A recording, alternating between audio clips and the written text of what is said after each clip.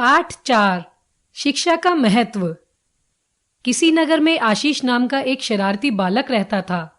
आशीष खेलकूद में सबसे आगे पर पढ़ाई में सबसे पीछे था। परिवार में सब अक्सर उसे समझाते पर उसके कानों पर जू तक न रेंगती। उसे समझ नहीं आता था कि सभी लोग उस पर पढ़ाई के लिए जोर क्यों डालते हैं। आशीष की परीक्षाएं शुरू हो गई थी। मम्मी पापा ने उसे पढ़ाई में मन लगाने के लिए कहा, लेकिन वह कहाँ मानने वाला था।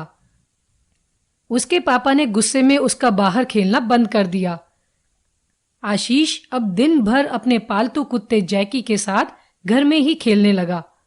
परीक्षाएं समाप्त हुई और रिजल्ट निकलने का दिन आया। फिर वही हुआ जिसका सभी को डर था। आशीष सभी विषयों में फेल था। शाम को उसके पापा ने उसे खूब डांटा। वो रात भर रोता रहा। उसने निश्चय किया कि वह अब घर में नहीं रहेगा।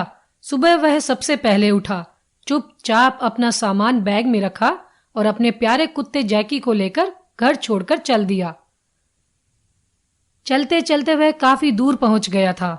थककर वह एक झोपड़ी के पास जाकर बैठ गया।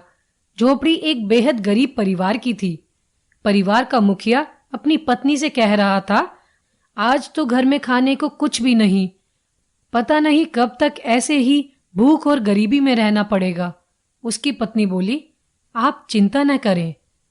जब हमारा बेटा पढ़ लिख कर बड़ा आदमी बनेगा, तब हमें खाने पीने की कोई कमी नहीं होगी तथा सभी सुख सुविधाएं भी होगी। तभी आशीष की दृष्टि झोपड़ी के एक कोने पर पड़ी। उसने देखा कि एक छोटा लड़का लालटेन की रोशनी में बैठा पढ़ रहा था। यह सब देखकर आशीष की आंखों में आंसू आ। उसने सोचा, इतने अभावों के बाद भी ये लड़का कितना मन लगाकर पढ़ रहा है ताकि इसके घर वालों को कोई कष्ट न हो।